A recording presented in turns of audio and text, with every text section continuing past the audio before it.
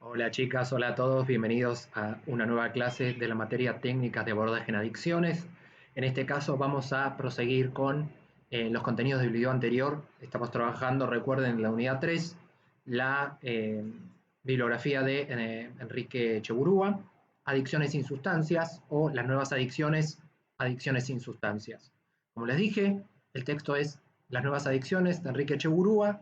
En este caso vamos a trabajar las 6 clasificaciones de las adicciones comportamentales o adicciones psicológicas: al trabajo, al sexo, al juego, a la comida, a las compras y a Internet. Estas son las 6. Voy a hacer una salvedad y una aclaración conceptual. Siempre recuerden que cualquier conducta en dosis tolerables es una conducta sana. Que uno vaya a jugar no es nada grave, que uno trabaje no es nada grave porque uno necesita el sustento. Sin embargo, esa conducta placentera, si se hace un uso inadecuado y se hace un abuso y puede generarse a posteriori una dependencia, cualquier conducta placentera puede volverse adictiva en relación a esto que les venía contando. Vamos a arrancar con la adicción al juego, entendiendo que el nombre común de la adicción al juego es la ludopatía. Tiene que ver también con el contexto, con la sociedad de consumo y con las ofertas que ofrecen los casinos, los bingos, todos estos lugares que estimulan esta ludopatía o esta adicción al juego. Se trabaja de la indefensión, ¿por qué? Porque hay personas vulnerables que pueden caer en situaciones de juego por alguna problemática en particular, y también los adolescentes que pueden entrar en este círculo vicioso de la ludopatía. La adicción al juego es trabajada desde el texto de Enrique Cheburúa como la máquina tragaperras, dice en español, que en realidad sería el famoso tragamonedas. Todas las adicciones al juego tienen determinadas características. Una de ellas es la ilusión de control. La persona cree equivocadamente que puede acertar o errar en función de su habilidad. Tiene una falsa ilusión de control. La vida personal se ve alterada, ¿por qué? Porque el foco y el centro de la vida de la persona es el juego. Se descuida la familia, los amigos, el trabajo. La persona no puede controlar eso. Se vuelve algo disruptivo que avasalla la vida de la persona. Empieza a haber un uso de la máquina tragamonedas o de cualquier tipo de juego, pasa a haber un abuso y posteriormente una dependencia emocional y psicológica. Por eso decimos que son adicciones comportamentales. Y a su vez hay un dinero que no se puede recuperar. Tenemos que entender que hay un juego normal, que es esperable, que es saludable que pase.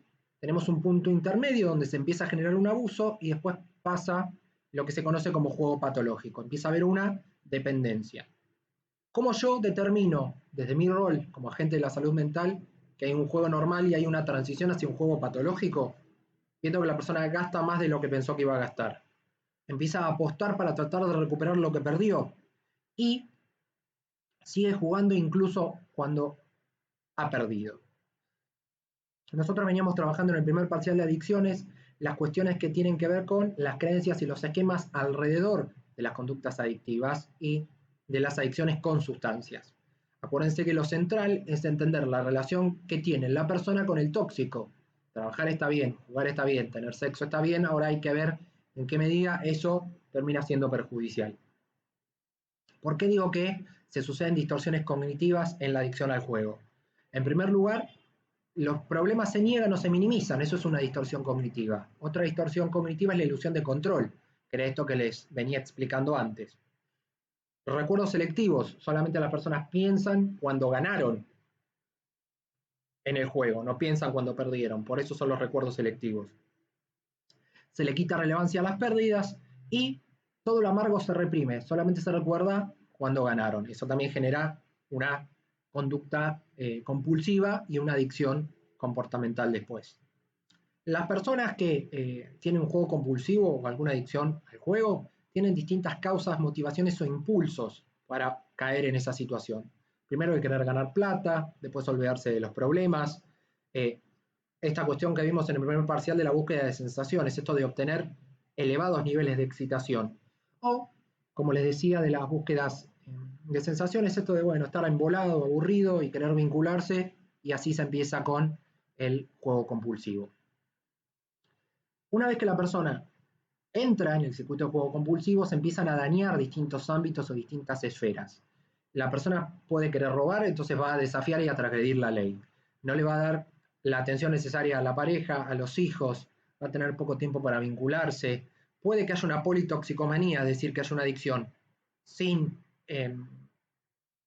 sustancias, que es una adicción psicológica, y que en paralelo, para estimular, empiece a caer en una adicción con sustancias y se entre en un circuito de la politoxicomanía.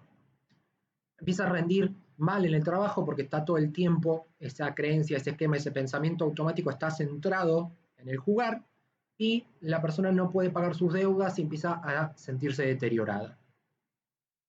Acá tenemos un cuestionario que les puede servir para poder trabajar con un paciente para que entienda o para que discierna su responsabilidad en el juego patológico, y tienen un cuestionario breve, que es de Fernández Montalvo y Echeburúa.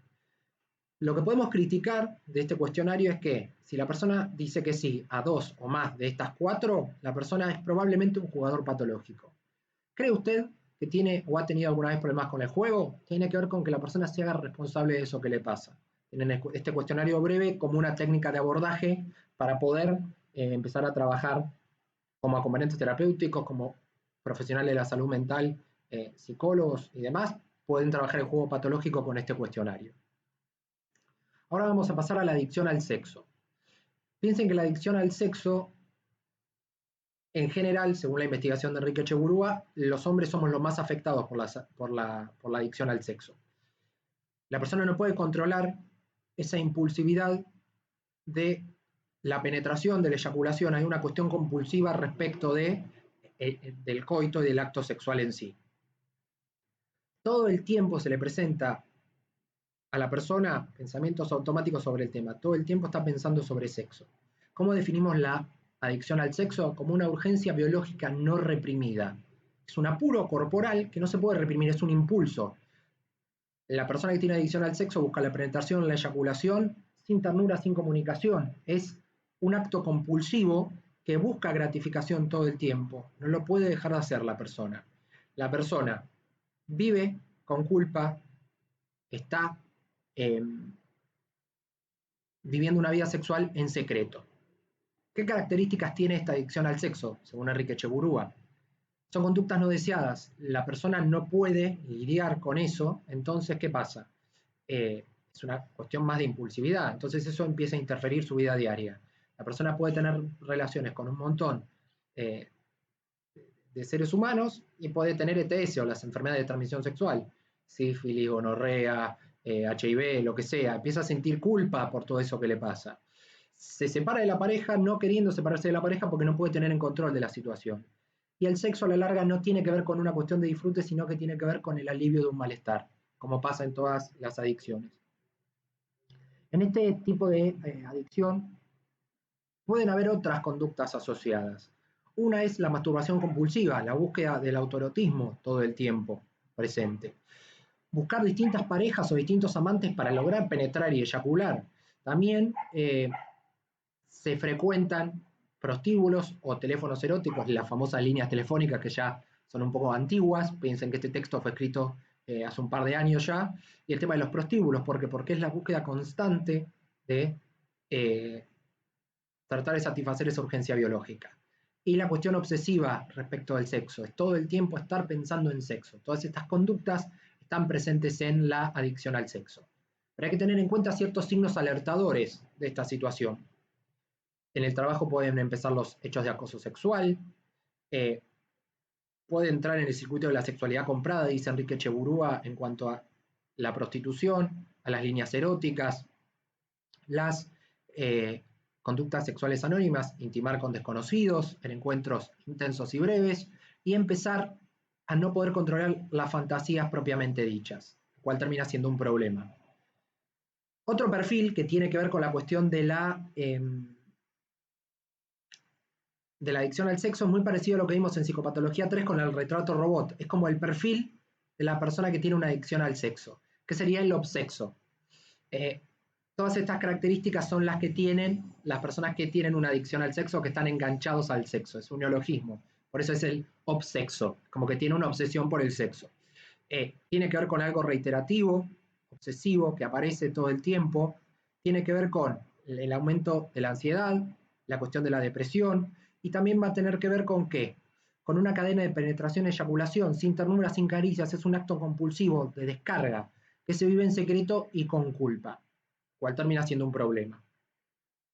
Acá tienen una técnica de adicción al sexo, que es un cuestionario para poder detectar probablemente si una persona tiene una adicción al sexo. Vamos a trabajar la adicción a la comida ahora, que está ligada desde lo contextual con la publicidad y el capitalismo. Hay un contexto que es proclive a estimular el consumo, la venta, la demanda, la satisfacción de objetos que por ahí no necesitamos, que está ligado al capitalismo. Piensen que el principal objetivo de la publicidad es la venta y generar necesidades que en realidad no son necesarias. La adicción a la comida va a estar ligada en un circuito a la imagen y a la delgadez. ¿Por qué? Porque la imagen ideal que instalan la publicidad y el capitalismo va a ser la delgadez como imagen ideal a alcanzar. Y también hay que ver la cuestión cultural alrededor del valor de la comida. ¿Qué valor le dan las personas culturalmente a la comida? En la adicción a la comida hay varios síntomas en juego. La persona está insatisfecha, se siente insegura de su cuerpo, está irritable, ansiosa, se siente muy mal. Y a su vez, hay 3 momentos de la conducta alimentaria que tendrían que pasar de manera esperable. Yo tengo hambre, voy, me como un yogur. Empiezo a ingerir el alimento y me siento saciado porque comí ese yogur. Ahora, para hablar de una adicción a la comida tenemos que considerar el atracón o la sobreingesta compulsiva. Es decir, comer en poco tiempo, mucha comida y tratar de buscar una gratificación en el momento. Pero ¿qué pasa? Ese atracón a posteriori va a tener consecuencias o efectos negativos.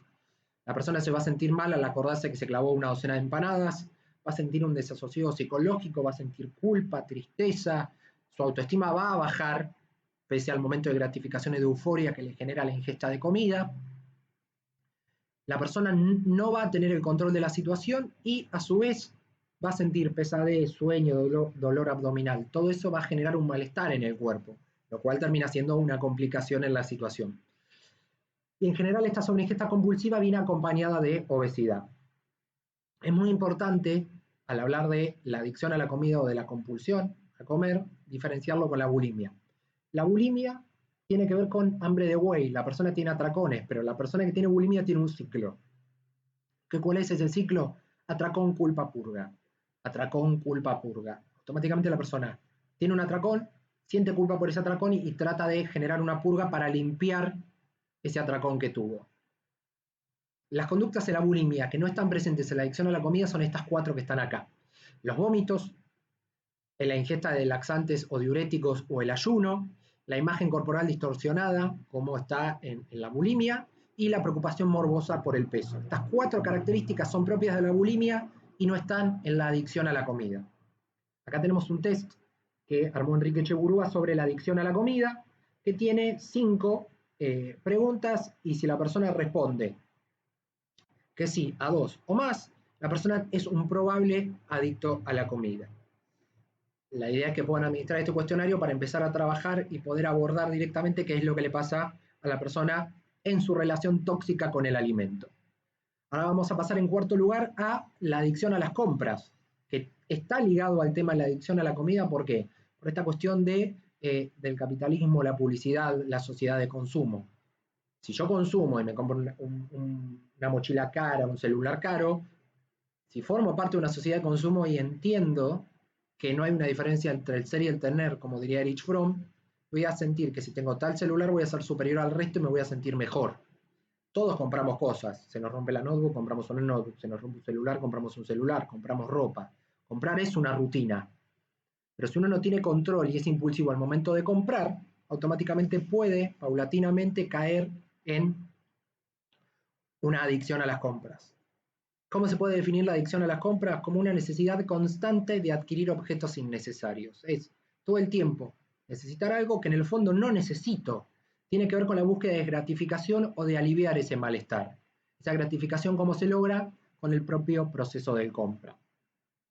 Son compras excesivas, que no se necesitan, se derrocha mucha plata, se gasta mucha plata, la persona entra en morosidad, y lo que importa es el ritual de salir de compras. Lo que importa es comprar, no importa otra cosa. No es que yo necesito algo, es salir y reventar la tarjeta, comprar algo y después, bueno, a la larga entender que esa adicción a las compras la voy a pagar después porque voy a tener que en algún momento pagar la tarjeta.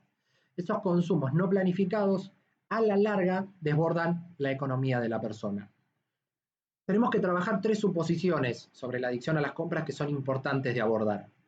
La primera es que surgen los problemas en la punta de la cúspide. La persona no puede afrontar las deudas, los seres queridos le empiezan a reprochar cosas porque no pueden pagar las cuentas de su vida diaria y la persona puede entrar en la bancarrota. Dice Cheburúa que la edad promedio de esta situación es los 30 años y la conducta puede surgir de los 18 a los 20 años. Y hizo un estudio, una investigación en el cual determina que las mujeres son más proclives a la adicción a las compras, como a su vez los hombres eran más proclives a la adicción al sexo. Ahora, ¿por qué son más proclives las mujeres? Por esta cuestión de la imagen, del consumo, del capitalismo, y siempre tenemos que entender que la adicción a las compras va a tener una etiología como todas las adicciones. En las compras está como causa la autoestima baja, lo que dicta la moda como algo imperante y también la baja autoestima. La motivación principal del consumo problemático en las compras es mejorar la autoestima. Lo que plantea Echeburúa es que tanto hombres como mujeres a lo largo de la vida tienen adicciones a las compras pensadas desde eh, dos diferentes objetos de consumo. Los hombres tenderían a comprar material informático, videos, equipo de música, cosas para el auto. Y las mujeres, todas cuestiones de accesibilidad, cosmética, ropa y zapatos, lencería, todo lo que tenga que ver con joyas y con la cuestión de la imagen. También es importante entender que la conducta compulsiva de las compras tiene un ciclo habitual en esa conducta compulsiva. Hay como 5 momentos. El primero va a ser la ira o la tristeza. La persona se va a sentir mal, va a entrar en un estado de ánimo disfórico y va a sentir cierta excitación al momento de comprar.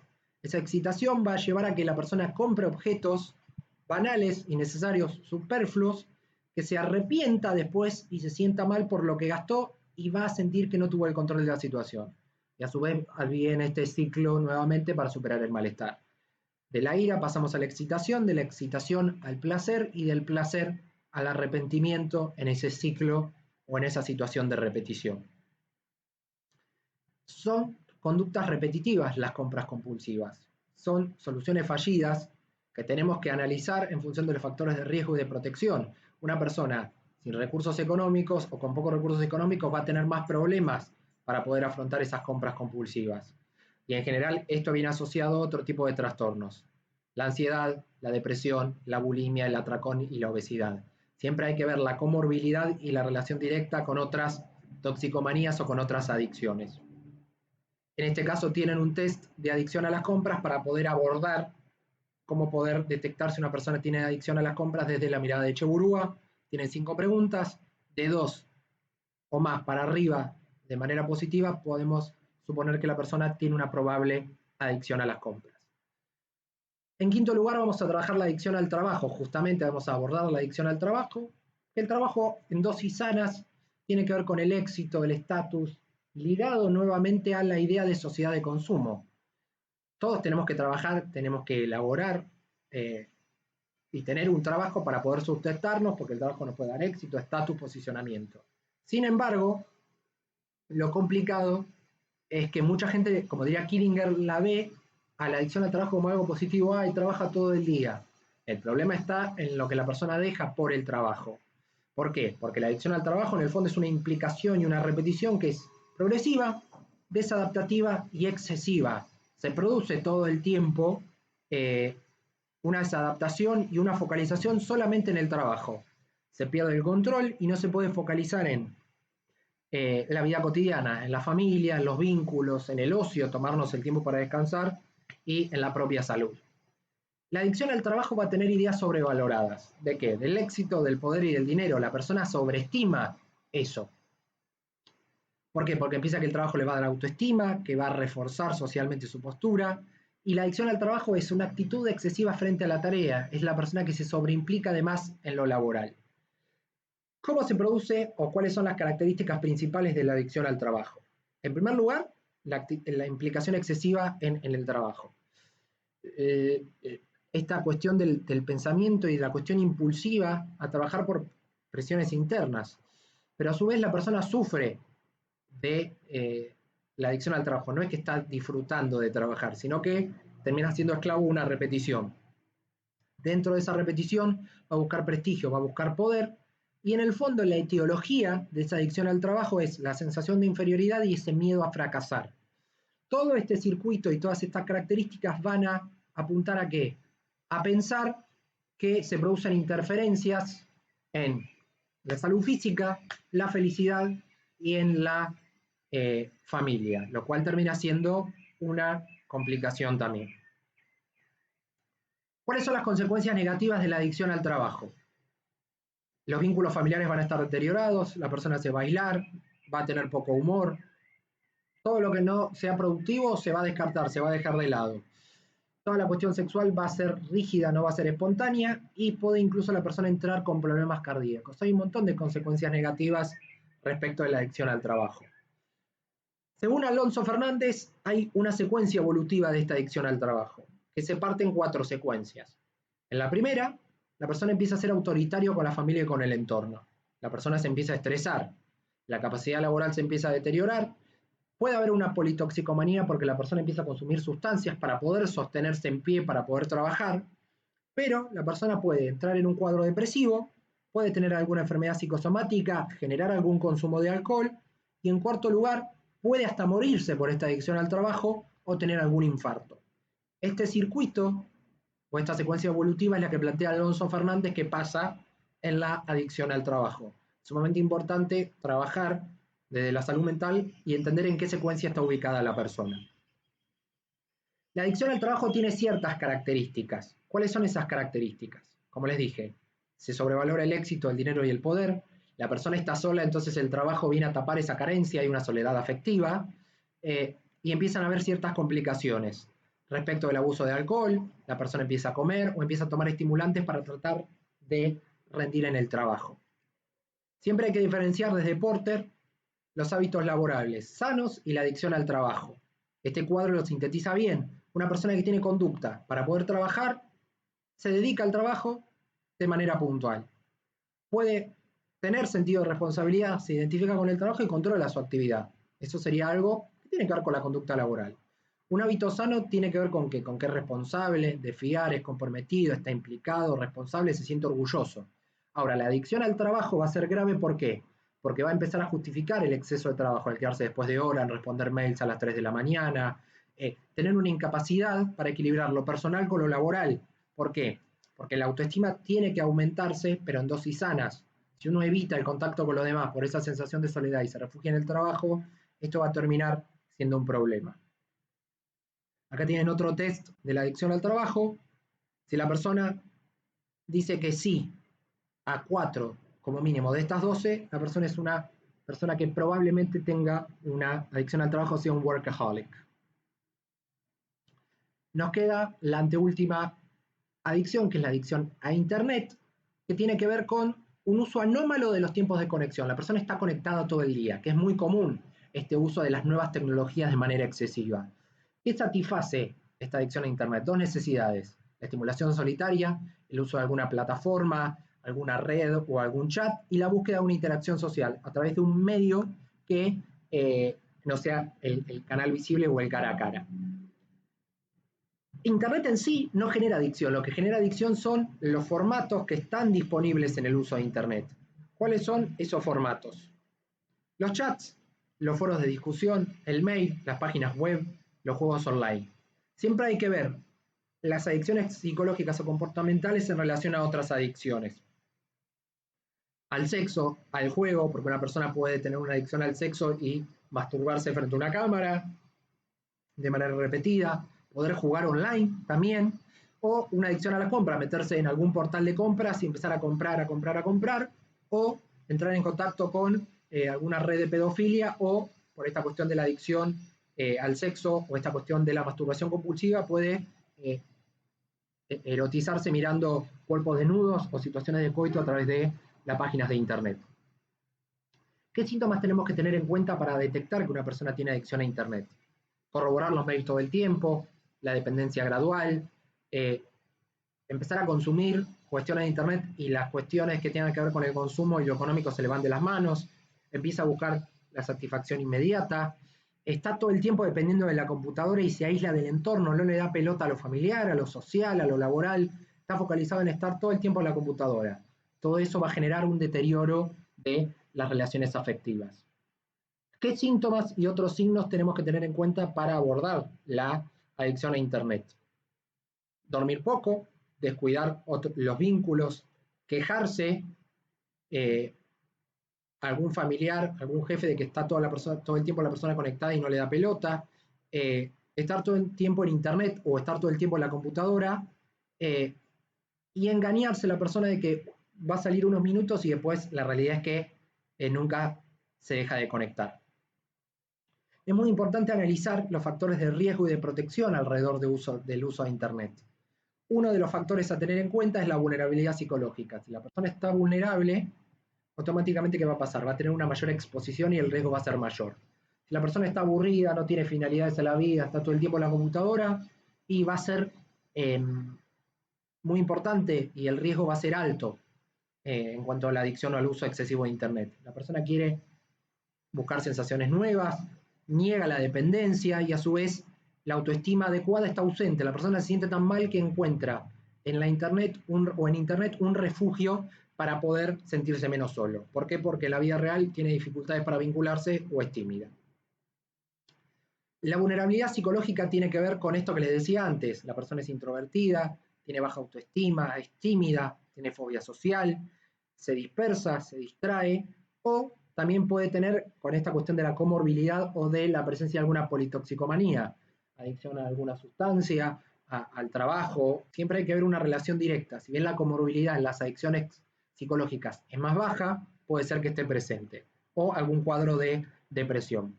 Acá tienen otro test de adicción a Internet.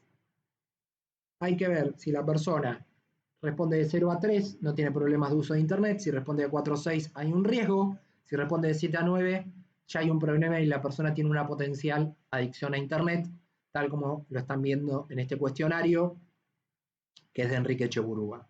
De 0 a 3, sin problema. De 4 a 6 es un riesgo. De 7 a 9 termina siendo un problema. Para hacer un análisis general de la adicción a Internet, tenemos que considerar que no es directamente una conducta autodestructiva como la del resto de las adicciones, pero hay que ver el grado de tolerancia, de resistencia que tiene para el uso de Internet, de abstinencia, cuánto tiempo puede estar la persona lejos de una computadora, y del craving, o como veníamos viendo, del deseo real de la persona de consumir de manera excesiva Internet.